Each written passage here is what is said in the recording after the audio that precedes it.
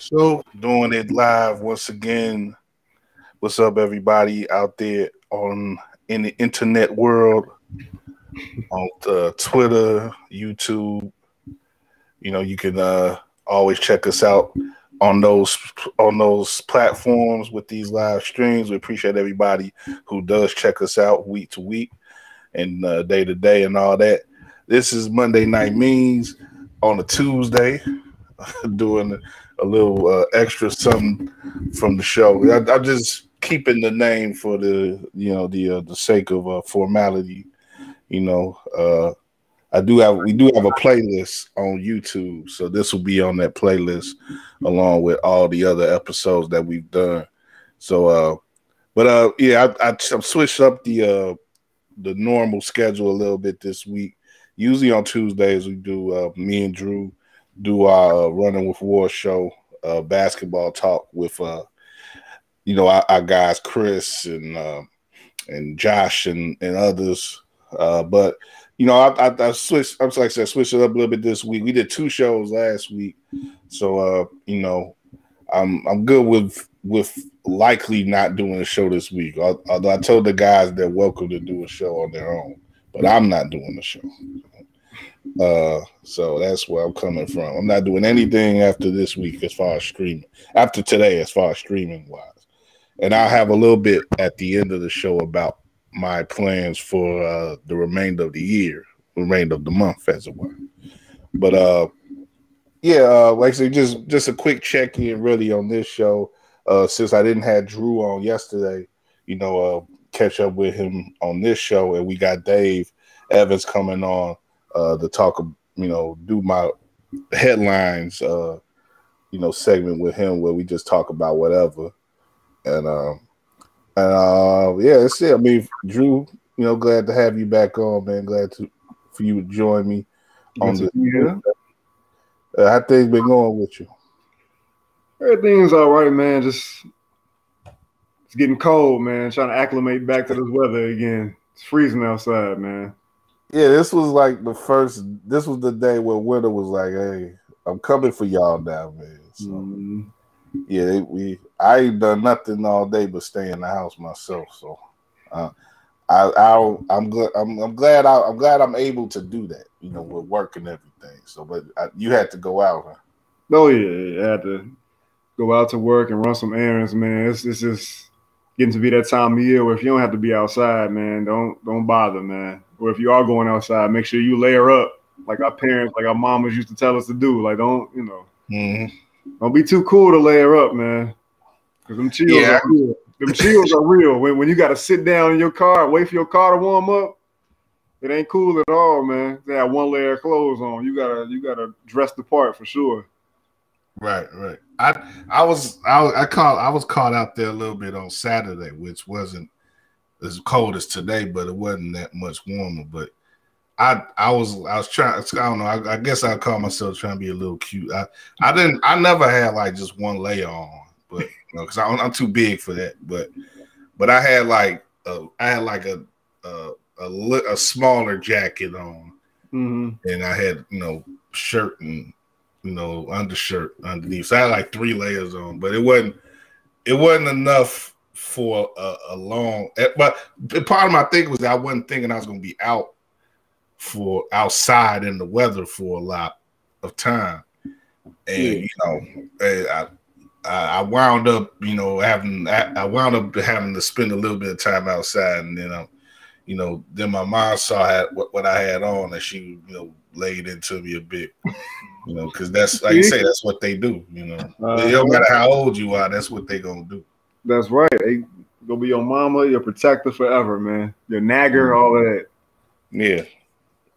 Naggers with attitude. That's what. That's what. At least that's what mine is. That's perfect. Perfect. Yeah. Well, yeah. I'm glad everything's going good. Like I said, weekend was good for me too. Overall, I'm glad I didn't go to the Bears game. Because I didn't need that. We had everybody who watched the show yesterday. Joe was on the show, and he was able to go there, and I think he loves football a little bit more than I do. So I'm glad to have him represent War Media at Soldier Field whenever it's possible. And you know, so I don't, and that's my plans anyway. Like I really don't want to have to go every week. Not to watch this Bears team. Like, you know, yeah, I don't know if it's really worth it. I don't blame you, and I can't front for our audience, man. Like I've stopped really putting too many eggs in the Bears basket, man. I've gotten to the point now where I check out the Trib and look to see what Dan Wiederer has written or Brad Biggs and just take it from there, man. I mean, I don't blame you. I mean, you pretty much if you just a Bears fan just to be a Bears fan, you might as well just wait until we get the notice that Nagy's out. You know, if you don't have to talk about it beyond anything or saying or beyond any type of general complaints about the team, you know, just save yourself the trouble, you know. Yeah. But I remember like on Sunday there was like they had the Sports Sunday show on Channel 5 and they give out questions to the audience and stuff and people respond and you know, it was like, you know, the question was like, what possible reason you have to follow the team the rest of the season or something like that. And people was like, you know, there was a couple people who was like, well, you know, yeah, I'm gonna follow them just so I can be with my family on Sunday and complain about them. Like it's tradition, you know, and for a lot of Bears fans, that's true. Like I can identify with that. You know, a lot of games I watch with my moms on Sundays, and we, you know, when they mess up, we yell and holler and like, you know, because that's the only thing that she calls herself a Cubs fan, but she only really roots for the Cubs when they are successful. But you know, and similar with the Bulls, but you know, the only thing she really shows any type of effort in following is the Bears. I guess maybe it's the once a week thing. Yeah. But, you know, that's kind of easier for her than, you know, other sports, you know, have, you know, 3 or 4 games a week. You know, she works too much for that. But yeah, with the Bears, she shows more passion in a given day, in a given game, I should say. And, you know, that sort of goes to the heart of what Chicagoans are and what we feel about that particular team, even more than any other team, because, you know, in baseball, of course, there's the natural dividing line between North Side and South Side. And with the other sports, it's sort of like, you know, not everybody's into hockey like that. Not everybody's into basketball like that. Even though a lot of people identify Chicago as like a basketball-loving city, you know, a lot of people, you know, probably like say there's enough people who just don't really rock with basketball. Maybe up on the northwest side or something. You know, cold. It's cold, but but you know, it's just some people who don't rock with basketball. But everybody's into football on some level and into the Bears. You know, but you know, so often they just don't give you enough to really, you know, be happy about. But you know, most Chicagoans just soldier on and continue to you know, stay with the team even with what they don't give. And that was real interesting this week. I swear I wasn't planning to talk this much about the Bears, but I'm sort of talking tangentially about the Bears. But what was interesting this week is playing the Cardinals. I think you know, Drew, that the Cardinals used to be in Chicago. And you know, the car. There was some mention of it on the broadcast, and some people online, particularly our guy Jack Silverstein, who was just the best at historian in the city and sports historian in the city. You know, he had a great thread about the history of the Bears and the Cardinals, which actually is the oldest rivalry in the league, not the Bears and the Packers. The Bears and Packers have played more, but the Bears and the Cardinals, their first time they played each other, it goes back further than the Bears and the Packers. And because it was the Battle of Chicago at one point. And like, if I'd advise everybody to look up Jack's thread or look up any type of thing you could look up if you're interested on the history there and what wound up running the Cardinals out of Chicago by they had moved in 1960 to St. Louis. And it basically comes down to like TV money, which wouldn't have been an issue at all pretty much. Like 20 years after that, going forward, it wouldn't have been an issue at all. But they were already, you know, that franchise was already in the doldrums in St. Louis at that time, and they were getting ready to leave St. Louis to go to Phoenix, where they've been since. But when you look back on the history, they really should have stayed in Chicago. There was no reason why they should have stayed in Chicago, and why Chicago shouldn't have been a 2 NFL team city. And I just think about like how different would things have been if that would have been the case. I mean, I guess essentially it'd be like the baseball, you know, dynamic where, you know, you have people who completely hate on the Bears. But it's funny because you got people who hate on the Bears now, but they go like, oh, I'm rooting for the Cowboys, or I'm rooting for the Patriots. But, you know, if the Cardinals were there, they might have just rooted for the Cardinals. Or maybe they'd have hated on the Cardinals too, because the Cardinals haven't had that great a history, you know, and overall in their history. But, you know, maybe that would have been different if they stayed in Chicago. I don't know. It just makes me think of a lot of questions, you know, in that way. Yeah, no doubt, no doubt. I couldn't even imagine this town with 2 football teams. Having 2 baseball teams creates enough friction as it is, man. I couldn't even imagine 2 football teams too. That would be wild. But you know, that could be the case if they move out to Arlington Heights, because that would leave so much space. Like I say, you could go fan to fan and sort of get different answers about, you know, how they would relate to the Bears if they made that move. I think a lot of people won't care. I think for me, it's sort of it's more complicated than that. It's more of a identity thing with them being a Chicago team and them being in the city. But, you know, I definitely, like I say, I've said it. I'm on record as saying I'm definitely down with them moving out of Soldier Field. But, you know, moving out to that far out of the city, I don't know about that. But if you was to move them into the northwest suburbs, you essentially could be making a north-south division again, so that somebody, I think, with some smarts or some, you know, some hustle about them, maybe like, well, maybe I could put a team in Kankakee somewhere, or on the, maybe I could find enough space on the south side where I can put a team and sort of build up that sort of fan base for people who don't want to travel 90 minutes or 2 hours to see that team in Arlington Heights. So, you know, yeah.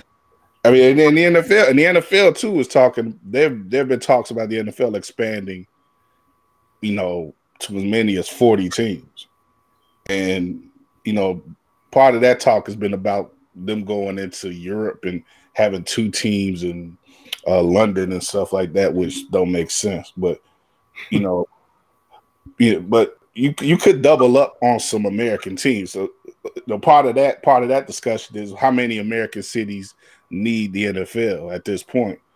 Well, you can double up on some cities like Chicago. So no, I can foresee something like that happening in 25 years where we have 2 teams in the city. Yeah, we have to see how that goes, man. That would be interesting. I can't. It would be hard, like how you alluded to. It would be hard for me if the Bears do move and somehow there's 2 teams here.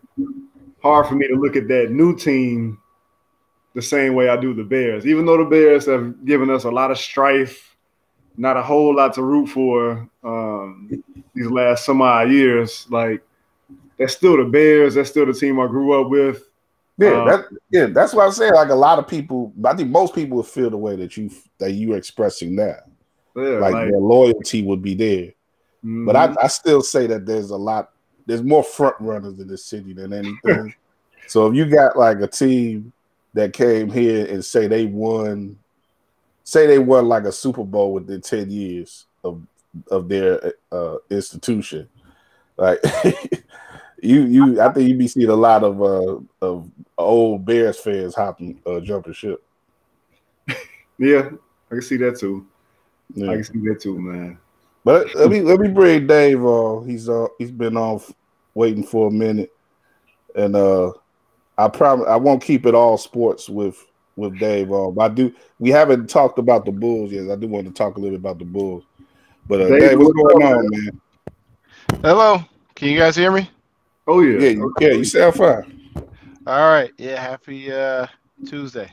Yeah, you sound fine. You look tired though. You had to get your boy, didn't you? Yeah. It was a fun story because I showed up and I forgot the wife she had dropped him off, so I didn't have his car seat, so I had to run back home to get his car seat. Gotcha. So yeah. So yeah, y'all daddies, man, y'all be hustling out there.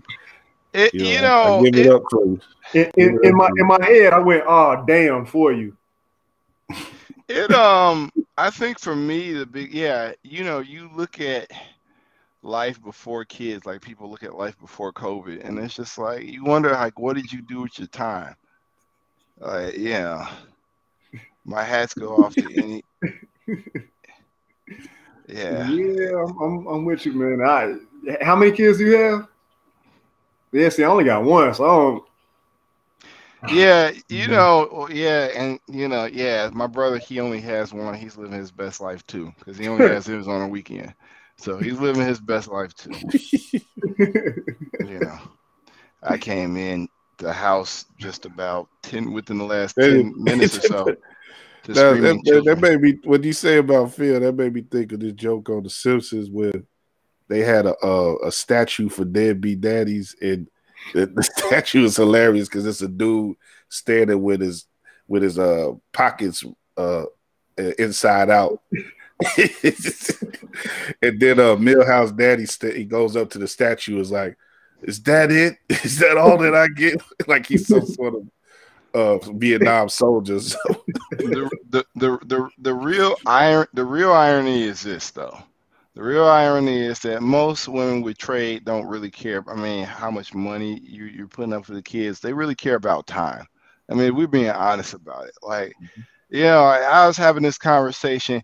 Kyle put me on to this hiking group called Black Men Hike LA, and it was a nice time. And I was having an extended conversation with this guy who's in tech who recently moved from Dallas. And I guess he's trying to school one of the younger hikers, and he's trying to tell them about women. And he's like, make sure you wear that hat.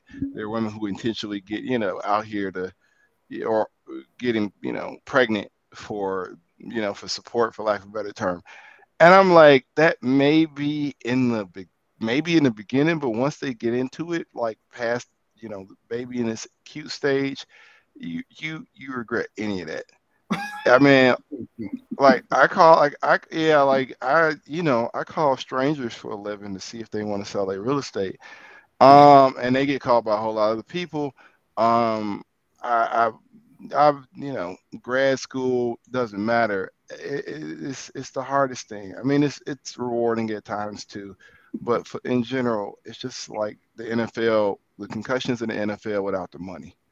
So, and it's probably walking around in the days all day. I mean, no, because I drink a lot of caffeine. So, like, I don't know if the way like the compartment on the side of the car is on the bottom part where you can like put trash or whatever. I mean, if you're trying to be semi-neat about it. So that's all lined with like cans of Red Bull or or Celsius. I've been drinking, more doing Celsius lately more than Red Bull. But yeah, it's all lined with cans of Celsius. So that's how I keep going. That and coffee. It takes a different type of energy to be a parent, man. Like I don't even. It's patience. I mean, you have this is the mental toughness of it, and you got to be able to get up and go, and still, go get on with your day and all of that stuff like that. So, if you don't have kids and you can't it puts a different type of just kind of perspective on things. Like people tell me they got dogs, I look at them like, fuck is a dog? Like, you know, that's not no goddamn Well, kid. I'm that's like, I that's just a like, no, thinking. The people who think act like dogs are their kids, like that. you get a lot of people like that. I mean, they're like, oh, Of you course. know, and I'm like, no, you're comparing. It's like comparing, you know, PAL league to the, you know, at least NCAA, not NFL. You know, or PAL league Yeah. is baseball, but yeah, but you know, I Yeah, guess yeah. The people don't know what they're talking about, you know. And I can get rid of a damn. I can get rid of a dog anytime I don't like it. And make yeah, and you know legally, and you know, and somebody will be happy to buy them, especially in this current environment. But yeah, kids, no. I mean, best you're doing is, you know, a day or two at the grandparents, if you know, and then you got to come back right back and get them.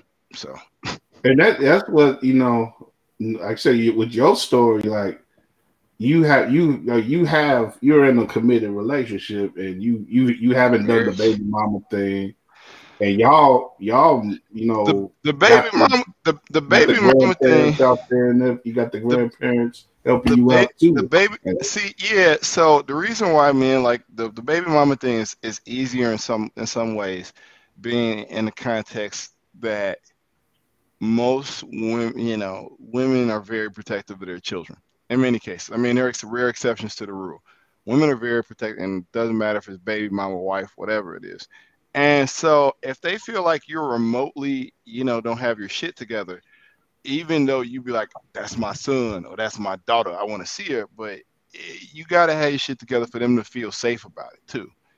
And I think that's where the disconnect sometimes is between men and women, and where you know. So it's, I mean, they're sure that exists, but it's rare cases where a woman's like, no, I don't want to no, see your yeah. kid unless you just don't have your shit together. And then they may be like, or you know, well, that's the reason why I'm holding him or her back, is because you don't have your shit together. And I think I think a lot of dudes just have babies because they just wanna say that they have a baby, or they're lying to women and they can't stop lying to women, or they need a place to stay. I think yeah, I watch a lot of daytime television because I work from home. So, and I think that's primarily what I see on daytime TV is dudes who are bums and they need a place to stay, and they have babies with women who they don't want to really be with. So, yeah, no, it's not worth the mental trauma. I mean, I'll go be a roommate somewhere. I mean, It's not worth it. that's the sensible way to go about it. But Yeah, you know, no, like peace of mind, that shit's worth.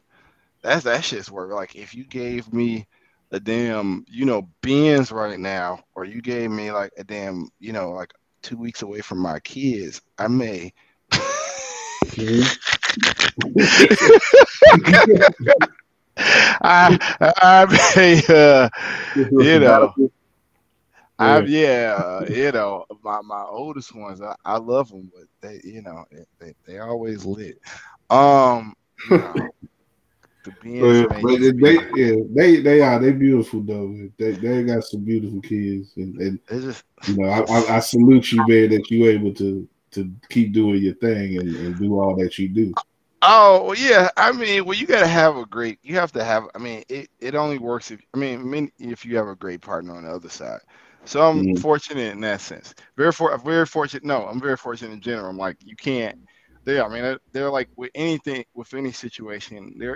There's only so much you can control, and I Yeah. think that's and I really think that's the disconnect with like black people and parenting their kids. It's like sometimes these motherfuckers gonna be wild. You can't beat the wildness out of them. Just don't. And when So you that, try, yeah, and when you that try just all, continue on a vicious cycle there, you and when you or yell the wildness out of them, and when you try, know. all you doing is just setting them up to be shitty parents like you were, and then Mhm. you know, so Yeah. yeah, so that don't work. I mean, it's definitely balanced. You don't want them burning up shit, and you know. throwing temper tantrums every time you say no to something, but at the same time, you can't beat them for not listening to you on a dime, or yell at them for not listening to you on a dime. Yeah, that's what I've learned.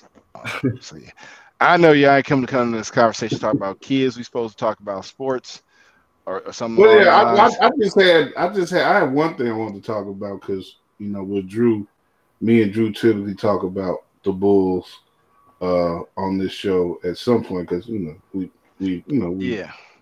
have the time to, and they're worth, unlike the Bears, they're worth talking about. And they're finally good after 25 years. They're finally good again after 25 years. They've had some moments, but yeah, that's like I said, they've had a good start. That's why we can't take for granted what they're doing now, but we can't get ahead of ourselves either because this team.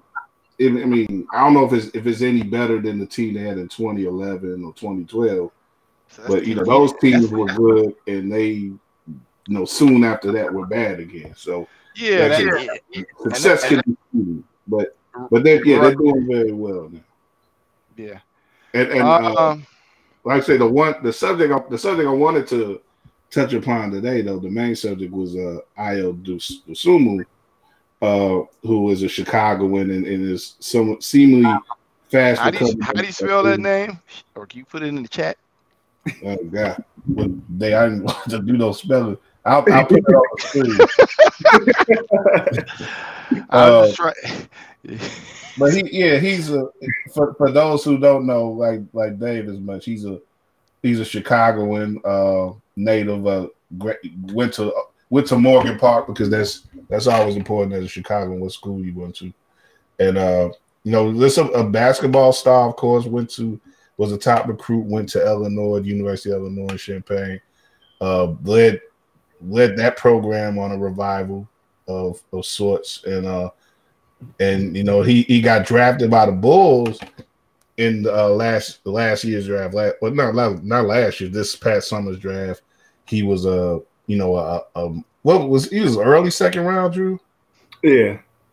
So he wasn't a guy who was thought of immediately to be a star, but a lot of Bulls fans were happy to get him at where we got him, and thinking that he could eventually develop into a good rotation player, as it were, a reserve player. And yesterday, he's just had a great season so far, really contributed in a lot of ways off the bench. But yesterday he had his first start due to some injuries and some COVID issues that the Bulls have had, and he was able to get a start yesterday, and he may have had his best game overall in that position. 11. I put it up on the screen in a second. 11.6 rebounds and 8 assists. The Bulls beat Denver last night at the UC, and it's just another sign of how good the decision making is by the team right now, and being able to pluck Ayo out of that second round position, where so many others were sleeping on them. They were able to identify him, and then a lot too, like with previous people in the organization, they may have just saw Ayo as primarily that storyline of being a local boy doing good, and that's something that they could manipulate or take advantage of. But I think when you look at who's running the team now, the story with him was more about him purely being a guy who could add to the team and be a good player and do his, like I say, be someone who they could build the team along with, and he's definitely been that so far. But Drew, I'll let you go into it, man. What were your thoughts on how Ayo played last night and how the Bulls played overall? So as a observer of this team, just feeling proud of what they did, because it's a sign of what this team thinks of itself for them to come out the way they did and be able to still handle business without Javonte Green and Kobe White and Patrick Williams and Alex Caruso and DeMar DeRozan, like you're down some pretty big pieces, some pretty important pieces to the puzzle, and to still be able to come out there and grind that game out, even though the Nuggets weren't anywhere near full strength either, but for them to play the way they did and be able to secure that victory, I think that speaks volumes. The way that Ayo is playing, the way he played last night, getting his first start, it just kind of encapsulate what he is and what this team is. Before when he got drafted, I feel like there was a pretty healthy divide in terms of Bulls fans. There was a segment of fans that were happy that that the Bulls got the Fighting Illini product, and there was another segment that wished that the front office would have taken a flyer on Sharif Cooper out of Auburn. But it's again like sort of going back to the Bears thing. There's a thing with Chicago sports fans and Illinois sports fans where it's like, a lot of us will gladly support anything that comes from the soil, as it were. But there's a number of us who will be like, oh well, they if they are good enough for Chicago or for Illinois, they ain't really good enough for the pro team. So we need to go somewhere else, go in another direction. And I think, go in any other direction besides that. But, and that's no diss to Sharif Cooper or anybody else who people were talking about back then. I could understand why people wanted, those other players, those other options. But, I think a lot of people did sleep naturally on Ayo because he wasn't. Illinois they had a great season last year, but it also ended poorly. And I think a lot of people probably, because of the familiarity with him, was like, well, we've seen what he can do.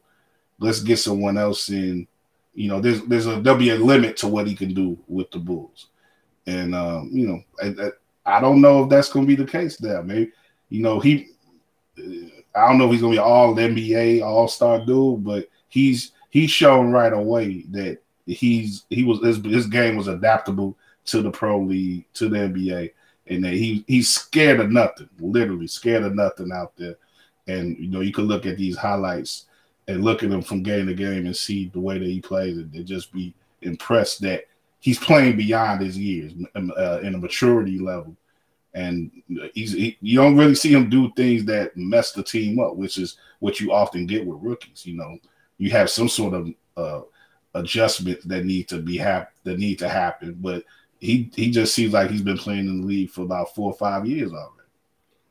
Absolutely, and not every player needs to be judged on how many All-Star appearances they make or Rookie of the Year awards they take home. Like that's not everybody's standard. That shouldn't be everybody's standard or every player's standard. I was of the mindset that the Bulls did exactly what they needed to do in terms of getting Ayo drafted and for him to become a part of this team, because they needed somebody that could do multiple things. And he has that, or had that advantage over Cooper at that time. Cooper, was known for his passing ability. And some people thought that, the Bulls needed somebody of that ilk. This is before the Bulls got Ball, Caruso, and DeRozan. But even at that time, I was feeling like the Bulls needed somebody that was more of a jack of all trades that could do a little bit of everything, because this team needed that. They had like 5 or 6 players on the roster at that time before everything kind of turned over. The whole roster was churning over. They didn't have the luxury of trying to go out and get a specialist. They needed somebody that could perform and can provide for them today. And as we're seeing, the Sumu has been that player, and he's not anywhere near contention for Rookie of the Year. His stats aren't, and they won't be as gaudy as the Mobleys or the Cade Cunninghams. Yeah, there'll be guys who they're going to play. They're playing now on worse teams. Exactly, more minutes, and they'll have more opportunities to have the stats that will allow them to get such an award. Yep, but at the same time, we shouldn't look at that. Nobody, especially anybody who's watching these Bulls games or is a fan of this Bulls team, nobody should look at that and think that should be a referendum on his impact or his value to this team. Like, he has been incredible. to the point where, you know, the guy that we talked about playing a specialized role and being kind of more at home as a microwave scorer, Kobe White. Now we're looking at him like, man, I don't know how many minutes you gonna get from Ayo instead of the other way around. Like, this rookie is eating your cookies right now, and you might be out the door soon because we need to flip you for somebody better.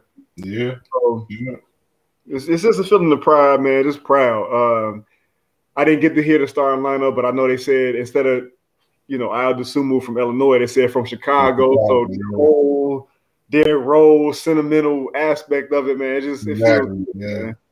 And that's why I kind of wanted to center this part of the discussion about, like Dave, you know, I know me and you have, you know, texted and emailed about certain things, and you talked. I know you mentioned like the need for good stories to come out of the city, and you know, this is one of those. You know, it's you know, if you're not into sports, it's easy for it to get drowned out by stories about shootings and carjackings and, you know, mobs of kids, you know, acting up downtown and getting in fights and shit. But, you know, that's the good thing about sports, man. Sometimes these type of stories develop, and it may be trivial in the grand scheme of things, but they play a role in lifting you up, because you can see the story, you see the steps that this kid is taking, and, you know, from, you know, all the stories, all the narratives involved with him, all the people who have known him. Like I said, going back to Morgan Park High School, it seems like he's a good guy. He hasn't been into any mess, and you know, he's just been working hard and repping, you know, the city well, and doing, you know, like I said, making a lot of people proud. I go back to the draft party he had that night. I think a lot of us remember that. You know, he had a big party. I forgot where, but you know, there was a lot of people there who was happy for him. And, you know, it's like I say, it's nothing like being a successful basketball player in Chicago. But, you know, when you get to do that and play for the Bulls, is being like, you know, Derrick Rose, of course, the primary example of that. And when he was that guy here, he was that guy in a way that we haven't seen.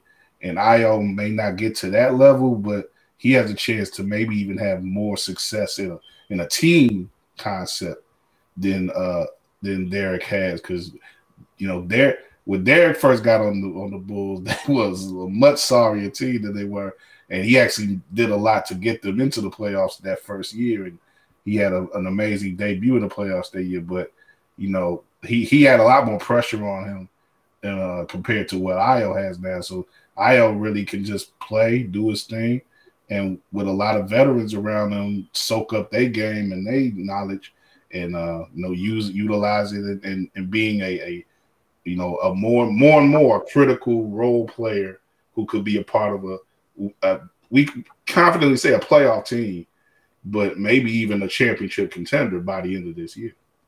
Yeah, I would say to the extent that the Bulls have two guys who can get their own shot at any time, who can make tough shots, and another guy in Nikola Vucevic, who, when he's playing up to his capabilities, is a hell of a load for a defense to handle himself.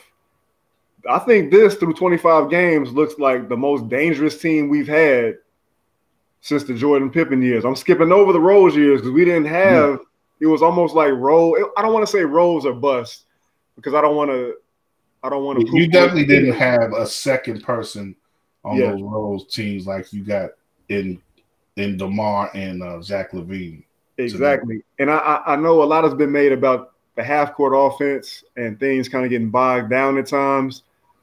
But this team is a playoff team. And in the playoffs, good offense trumps good D. And if you got two guys that can make the type of shots that these dudes make from the areas on the court where they can make them, you're going to be in games more often than not. Like, I don't look at this Eastern Conference anymore like, damn, I don't want them to face this team or this team or this team. It's more like, okay, Milwaukee, they present a challenge. Miami, they present a challenge. Philadelphia, they present a challenge, but it's not an insurmountable one. Not to me anymore. Not what this Bulls team has shown.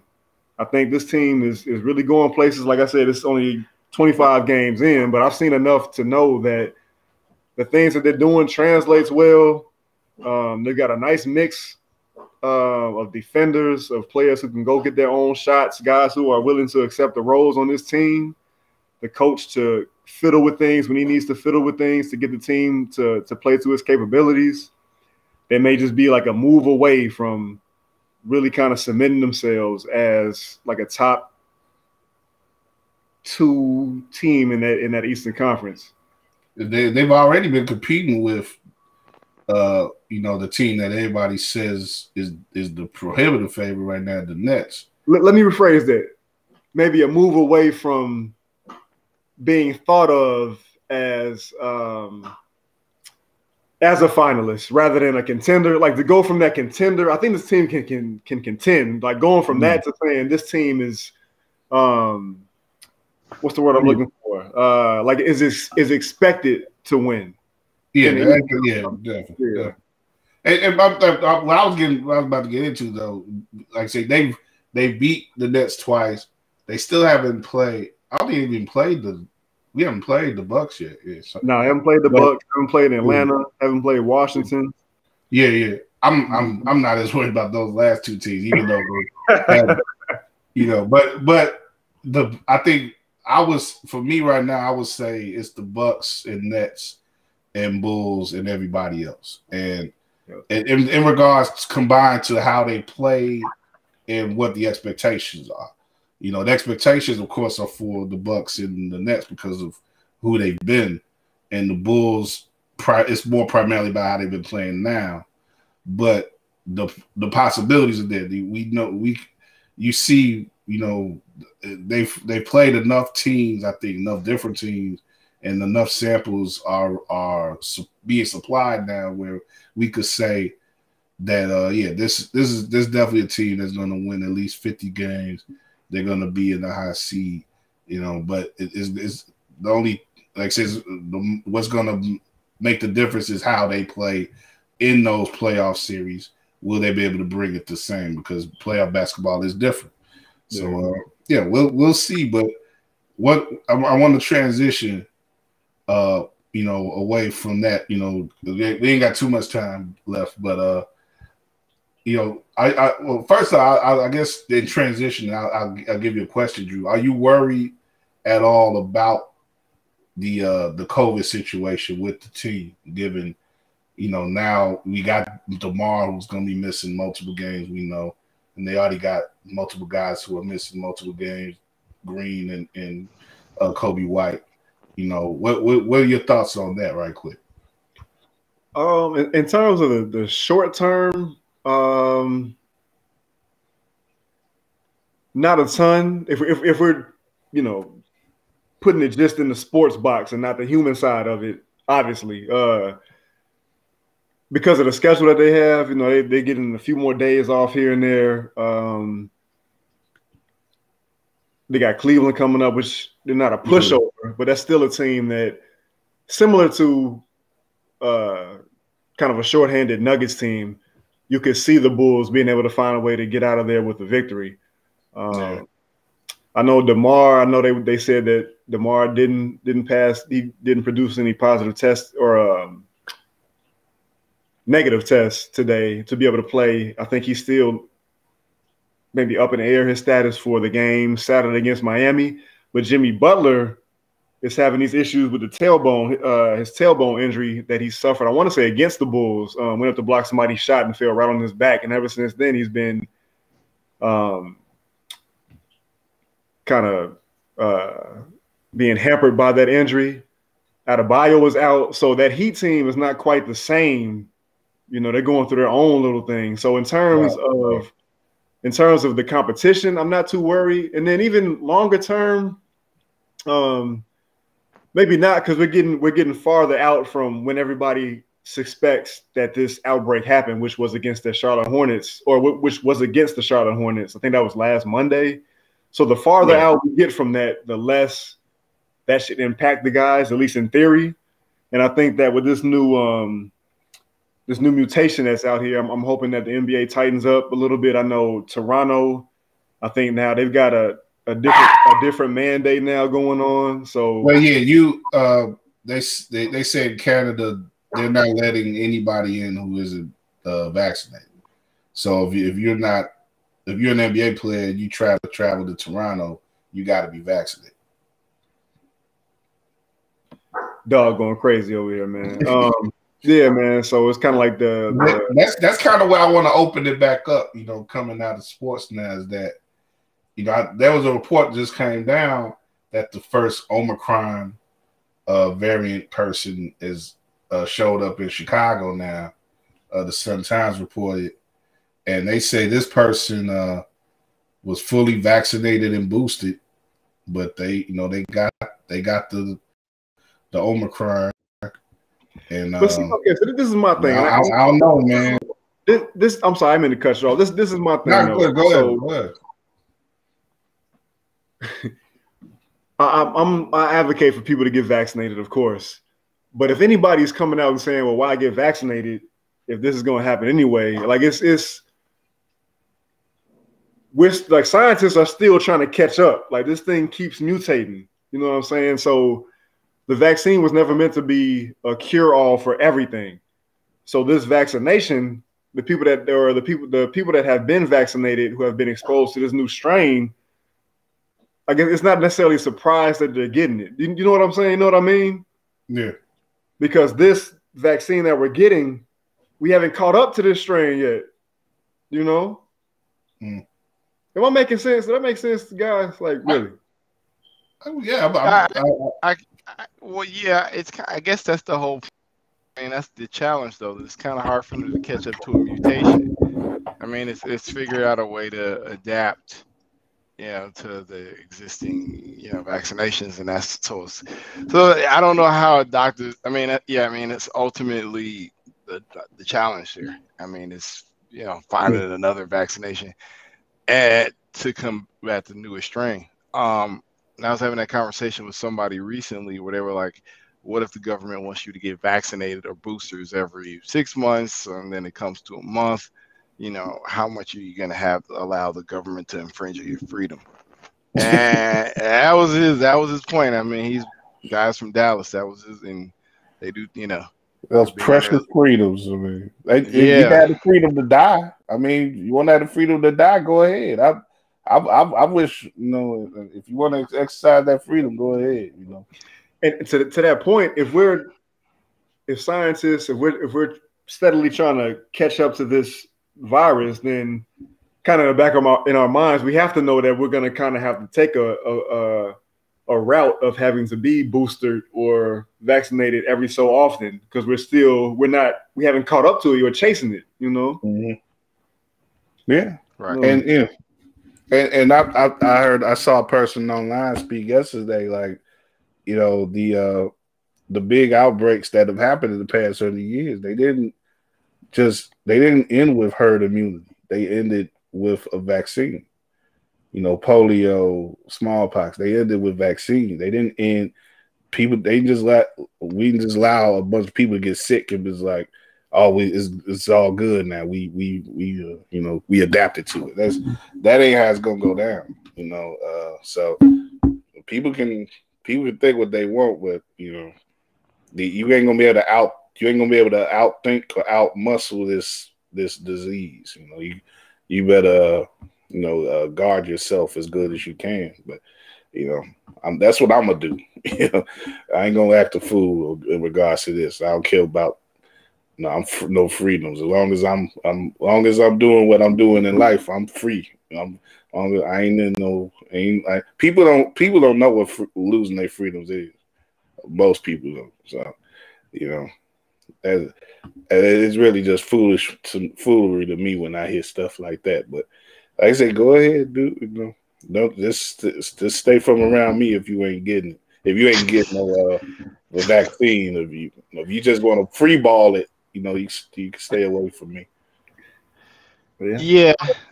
I think that's that's the argument you're getting from the other side is Yeah. You know. Yeah, I mean they could be free to, you know, get the whatever information they need, they feel they need to get, or take whatever horse pills or goat pills, whatever they think they could take that could get them around it, you know. Do what you gotta do, you know. But you know, but hey, I don't know if y'all got TVs in front of you, man, but I got this live show thing that they doing with different strokes on Channel 7 right now, and it's bugged out, man. Y'all, I would say turn to this right now.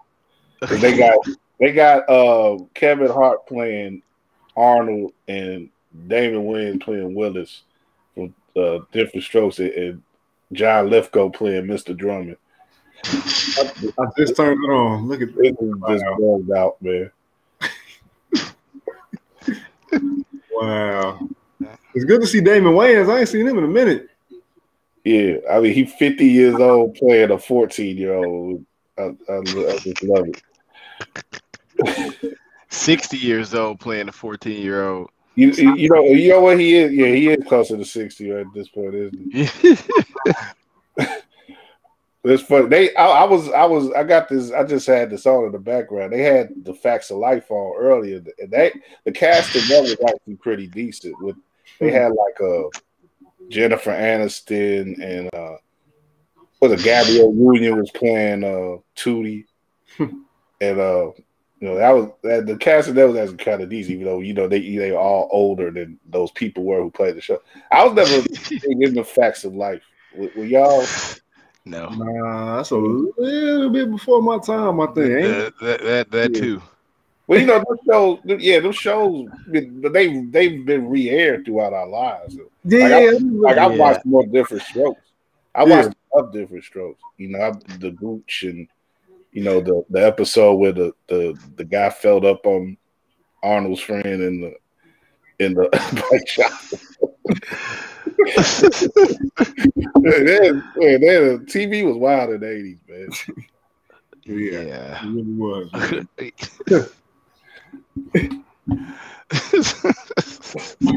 Wow, but Dave, before we go off, man, you got anything you want to bring up, man? I got a couple things. No.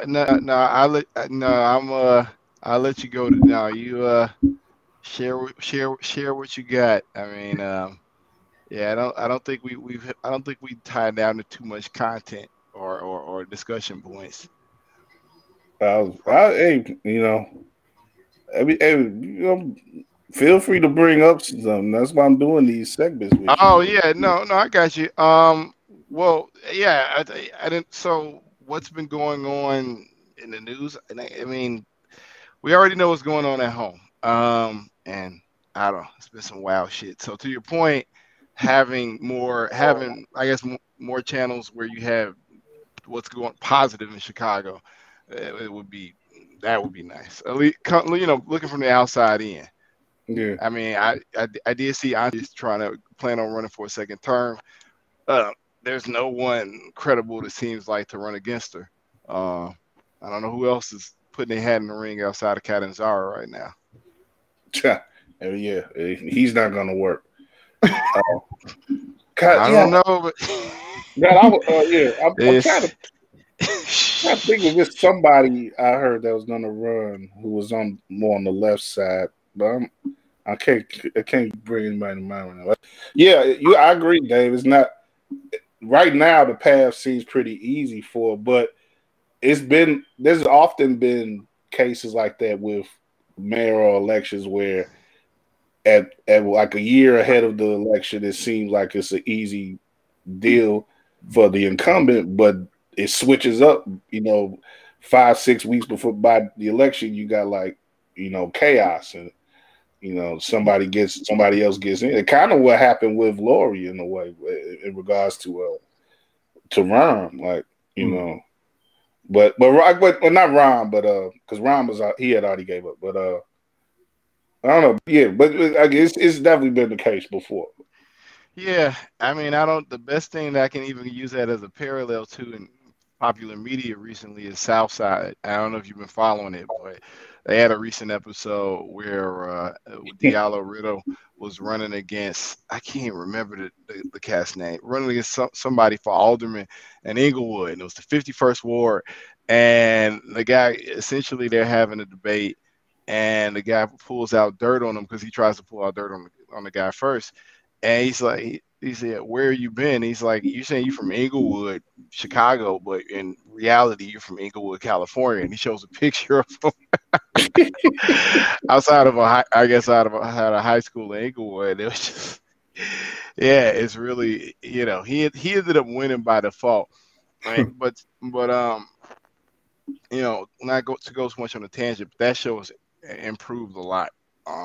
Yeah, From its first I season. think yeah, South. I haven't watched the second season yet, but I plan on it. But yeah, South. A lot of people, people we know have been involved on that show. Dave Hellum, that is a lot of local comics and actors have been on that show.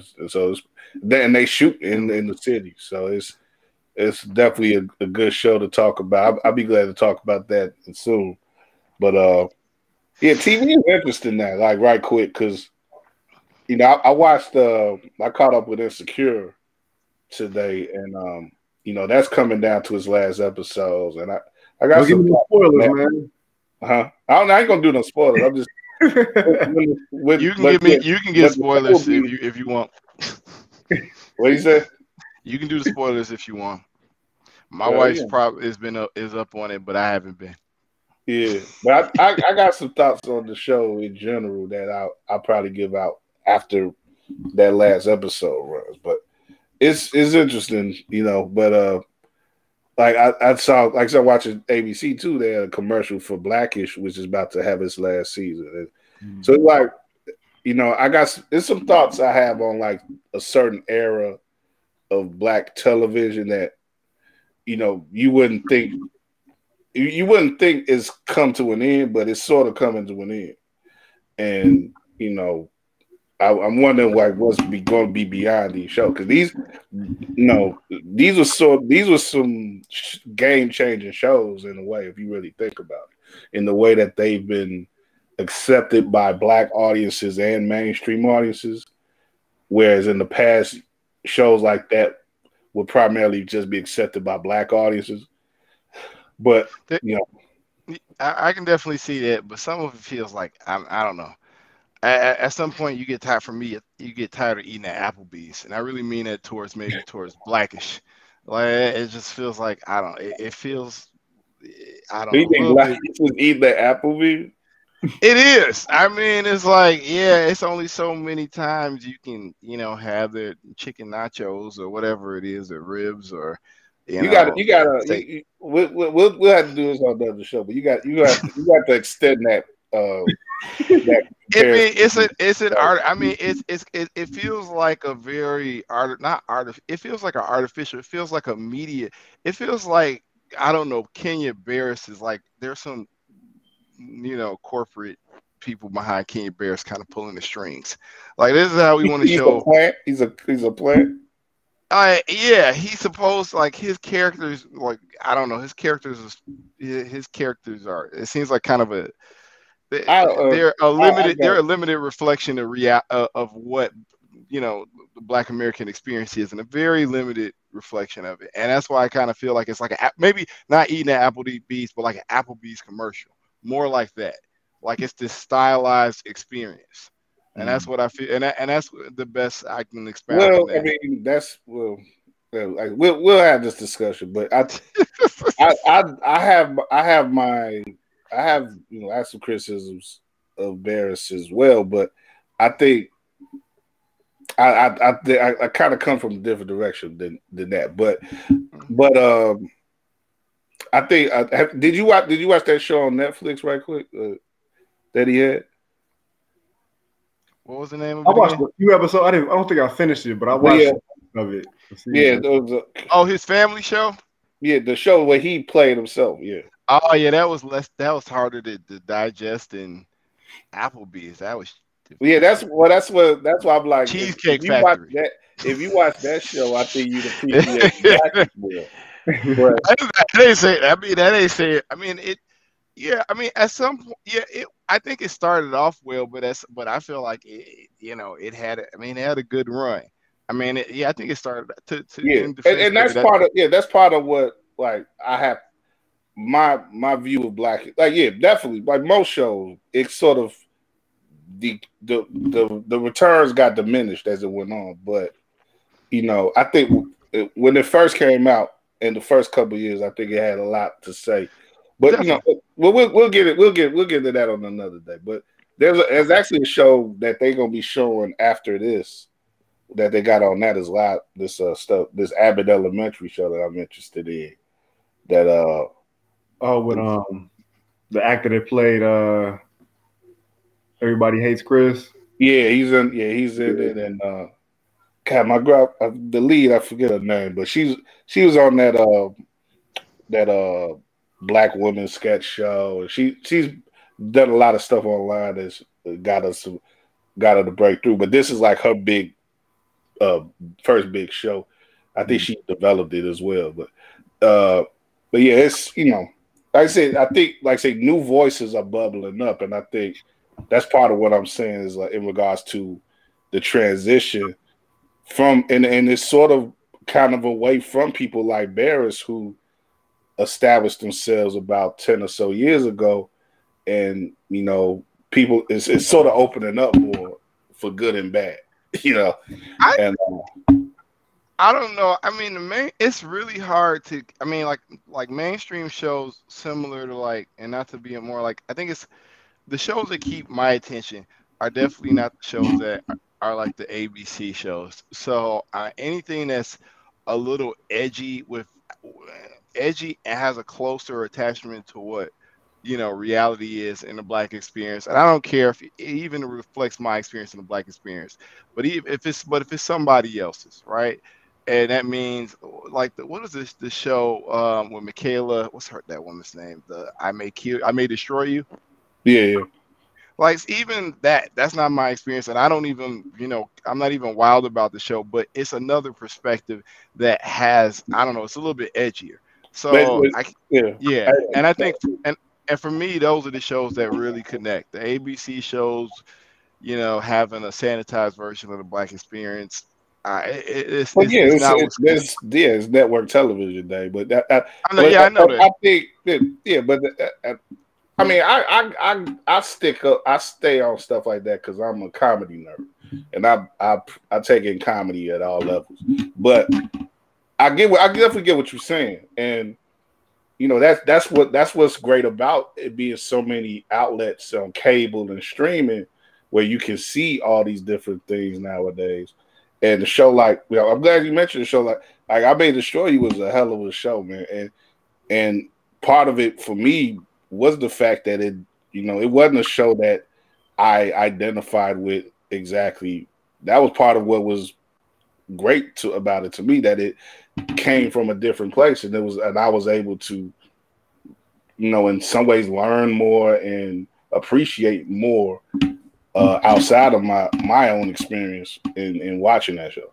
So, but there's a lot of different stuff, and knowing your taste and things that you have said that you have liked in recent times, like I definitely get, what I mean, I know you, so I know what you like and what you like to get out of entertainment. So, I think, like I said, the opening up, the democratization of things, is a plus, and you have more Black voices and more voices outside of the mainstream that are getting amplified and that are getting chances to put on stuff.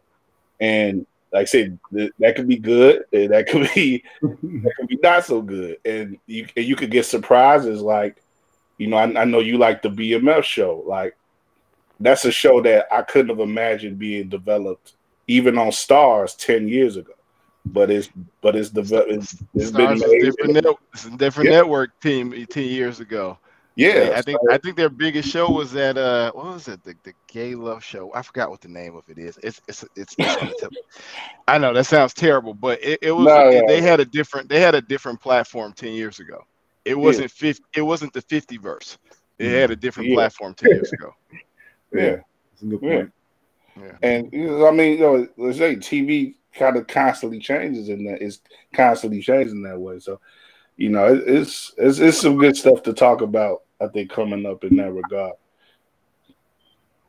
But yeah. Let's get to wrapping it up. I know y'all brothers gotta get going, and I gotta get going too. I get on some dinner. So I've been working. Like I said, I've been working myself since doing the day job, just going straight into this. So I appreciate you guys always jumping on with me and building with me. And as far as building goes, I know last week I talked up the abstract mind state interview a bit at the end of the Monday show. That we had to push that back to the 16th of December. So that's why it's not out yet. If anybody was looking for that, that'll be on the 16th now. And like I said, doing that, as far as I don't know if we're gonna do any other in the buildings beyond that before the end of the season, for the end of December. I'm doing 2 more of these Monday Night Meanses. The last one should be on the 20th, and that should probably be the last thing I do before New Year's. And I think I'm gonna plan to come back on my birthday on January 10th, 2022. So as far as Monday Night Means go, but other shows the schedule be different. But that's what I'm looking forward to right now. Like I said, I don't know, Drew, if you guys are gonna do any running this week, but if you don't, we'll get back to that next week. And Okay. yeah, we'll keep it going, man. Some interesting stuff going on this week. They're having the big C2E2 conference, the comic books and all that stuff.